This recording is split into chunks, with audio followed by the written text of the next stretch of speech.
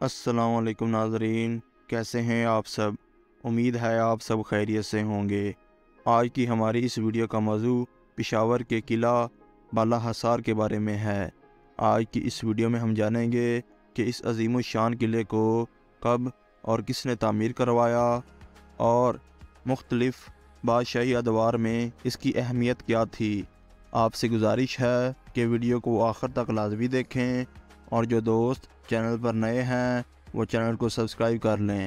آپ کا وقت ضائع کیے بنا ویڈیو کا آغاز کرتے ہیں۔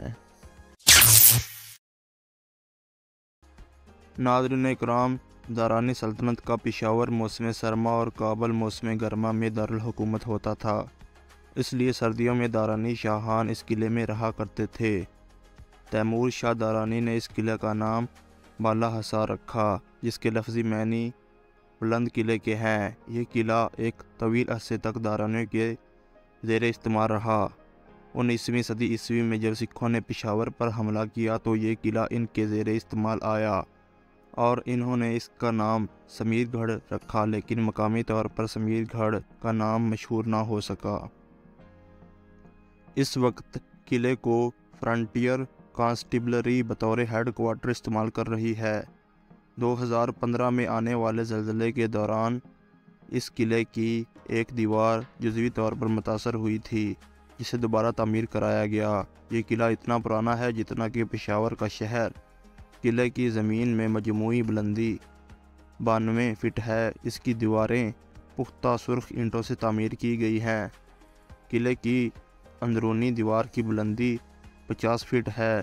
دوہری دیواروں والے اس قلعے کا کل رقبہ 1500 ایکڑ پر محیط ہے، جبکہ اس کا اندرونی رقبہ 10 ایکڑ بنتا ہے۔ ایک پختہ سڑک بل کھاتی ہوئی قلعے کے اندر تک جاتی ہے۔ مغل بادشاہ ظہیر الدین بابر نے اپنی خود نوشت تذکرہ بابری میں قلعہ بالا حصار کا ذکر کیا ہے۔ وہ پشاور کے قریب اپنی فوجوں کے اترنے اور شکار کے لیے روانگی کا ذکر کرتا ہے۔ جب مغل بادشاہ ہمایوں نے افغان بادشاہ شیر شاہ سوری سے شکست کھائی تو افغانوں نے قلعہ بالا حصار کو تباہ کر دیا۔ جب ہمایوں نے شاہ ایران کی مدد سے اپنا کھویا ہوا تخت دوبارہ حاصل کر لیا تو اس نے کابل سے واپسی پر پشاور میں قیام کیا اور قلعہ بالا حصار کو دوبارہ تعمیر کروایا۔ اس نے قلعے میں ایک بڑا فوجی دستہ تعینات کیا اور ایک ازبک جنرل سکندر خان کو قلعے کا نگران مقرر کیا۔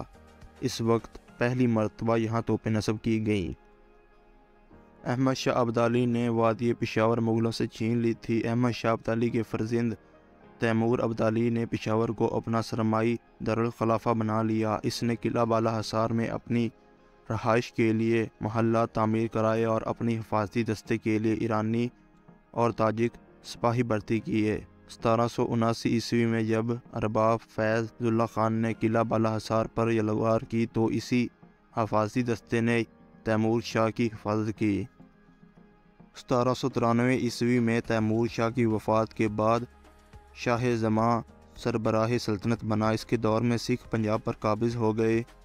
1834 عیسوی میں سکھوں نے پشاور پر قبضہ کر لیا۔ پہلے تو سکھوں نے قلعہ بالا حصار کی اینٹ سے اینٹ بجا دی، لیکن جلد ہی انہیں اپنی غلطی کا احساس ہوا۔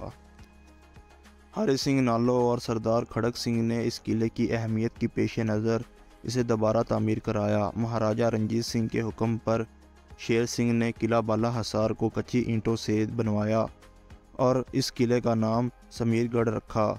سکھوں کے دور کی ایک لوح آج بھی قلعہ بالا حصار کی مرکزی دیوار میں نصب دیکھی جا سکتی ہے۔